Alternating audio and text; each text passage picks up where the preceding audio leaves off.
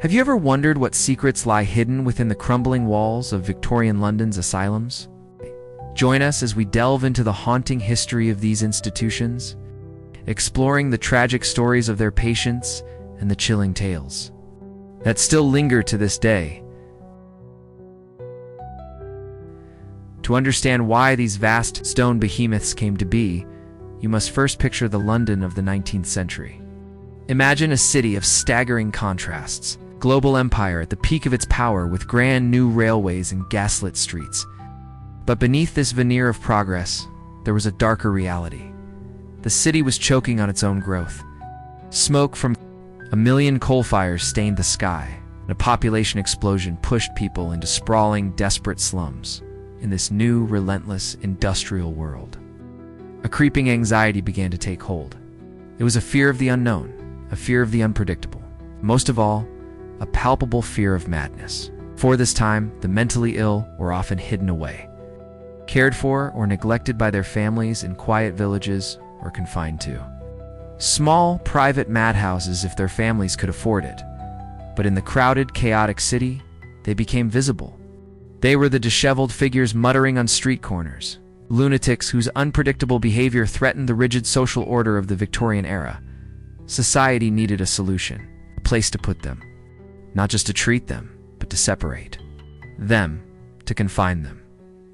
And so, the age of the asylum began. Asterisk, these were not just hospitals. They were fortresses of solitude built on an epic scale. Gothic cathedrals dedicated not to God, but to the containment of the mind. Their architects designed them with imposing gates, barred windows, and endless echoing corridors, all intended to send a clear message: society is safe out here because they are locked safely in there. A common historical event during this era was the belief in moral treatment through architecture. It was thought that the very order and grandeur of a building could bring order to a disordered mind. The high ceilings, the symmetrical wings, the carefully planned gardens, they were all part of the intended therapy. A beautiful, yet tragically naive attempt to cure the soul by imprisoning the body in a meticulously designed cage. But as we stand now, in our minds, before the immense shadowy gates of one such institution, perhaps the infamous Bedlam itself, we must ask a darker question. What truly went on behind these imposing walls? The moment that great iron door closed behind you, the world you knew ceased to exist. Your name, your history, your very identity were stripped away at the threshold. You were no longer a wife, a mother, or a daughter. You were a patient, an inmate. Your silk dress or your worn work clothes were replaced by a uniform, of course. Gray fabric, identical to all the others. Your personal belongings, those small trinkets that anchor us to our lives, were taken and locked away.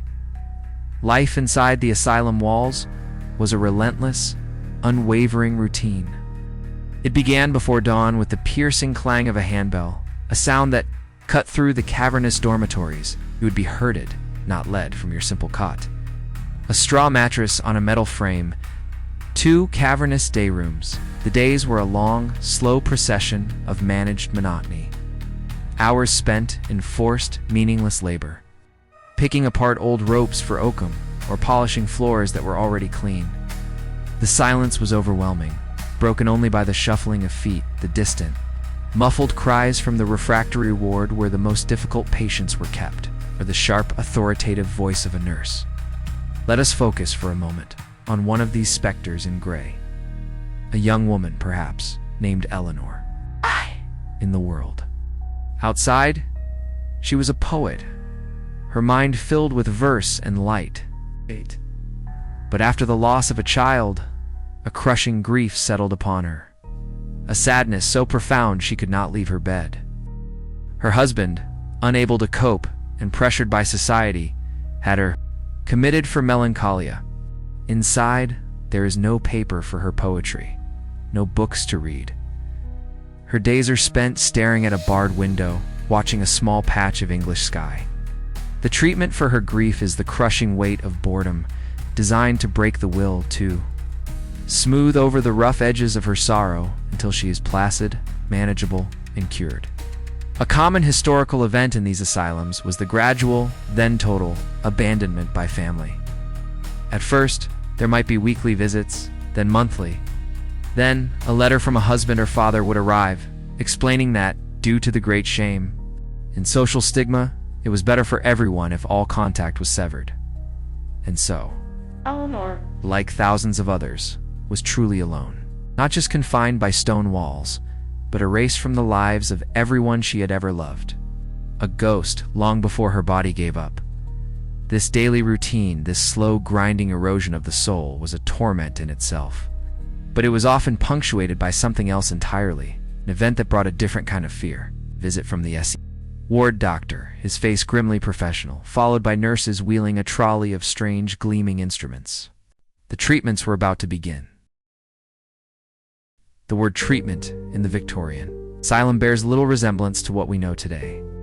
It was not a process of healing, but a battle for control, waged directly on the patient's body.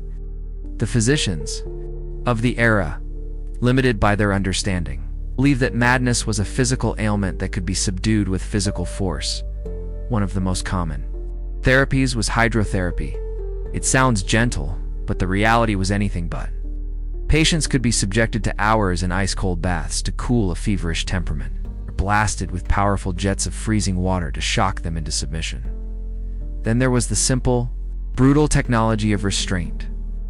The straitjacket is the most infamous, but there were also restraint chairs, where patients could be strapped down for days at a time, unable to move until their defiance was broken. It's a strange but true fact that some of these chairs were designed to spin at high speeds.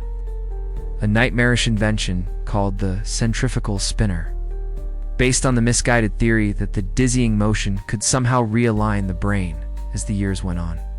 The science became more invasive. Insulin coma therapy involved inducing daily comas with massive overdoses of insulin, a dangerous gamble to reset the mind.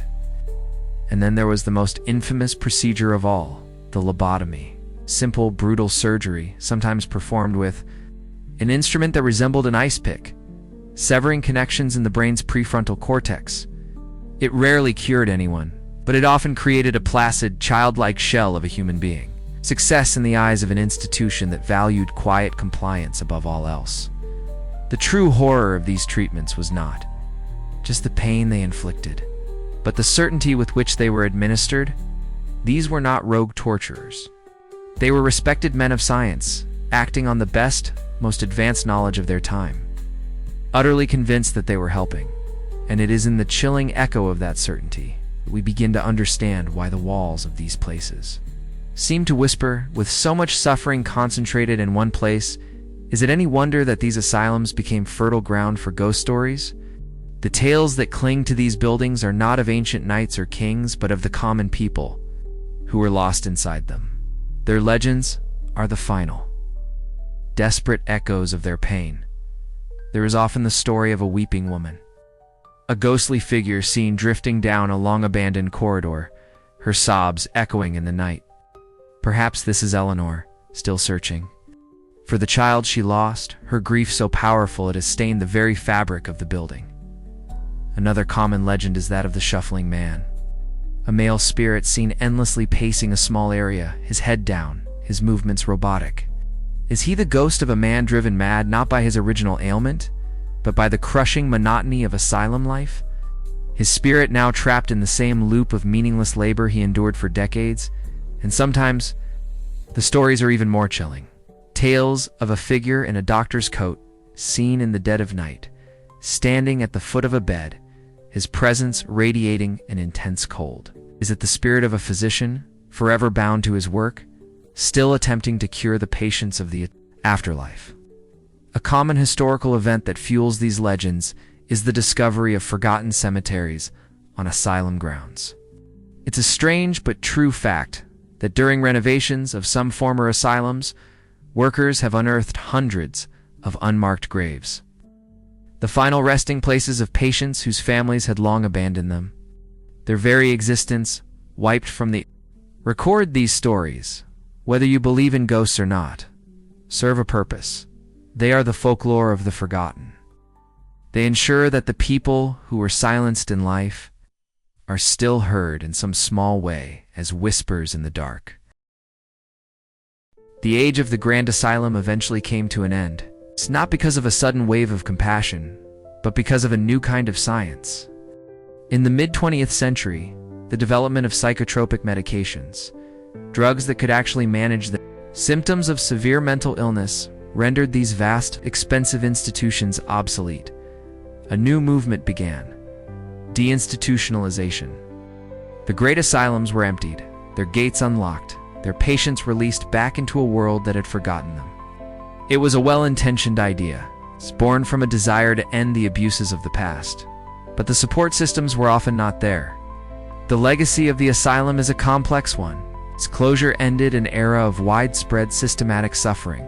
Yet for many, the asylum was simply replaced by the cold indifference of the streets, or the revolving doors of the prison system. Today, the imposing Gothic buildings of these asylums stand as haunting monuments to a dark chapter in our history.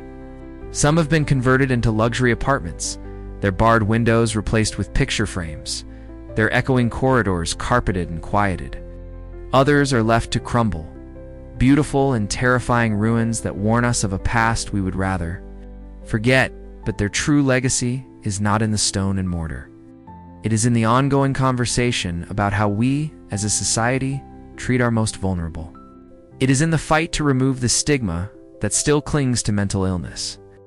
The same stigma that allowed a grieving poet like Eleanor to be locked away. The stories of these asylums, the whispers from within their walls, are not just meant to be ghost stories. They are a call to action, a reminder that behind every diagnosis, every statistic, there is a human being with a story that deserves to be heard. And the most important treatment we can ever offer, is compassion, understanding, and a willingness to listen.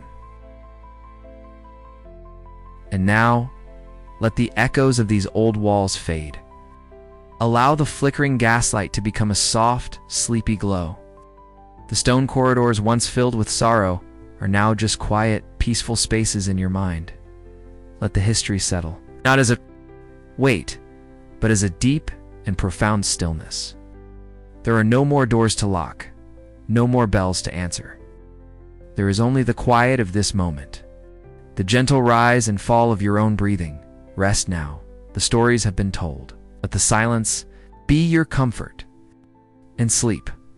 Sweet dreams.